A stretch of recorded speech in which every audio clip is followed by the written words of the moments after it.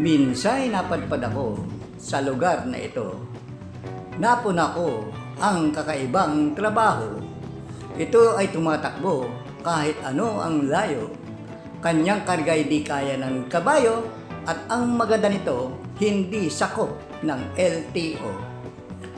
Mumurahin lang ito at pinatatakbo lang ng tao. Sa sipag at tiyaga mo, lalaki ang kita mo. Kung ikaw ay walang bisyo, ikaw ay aasenso.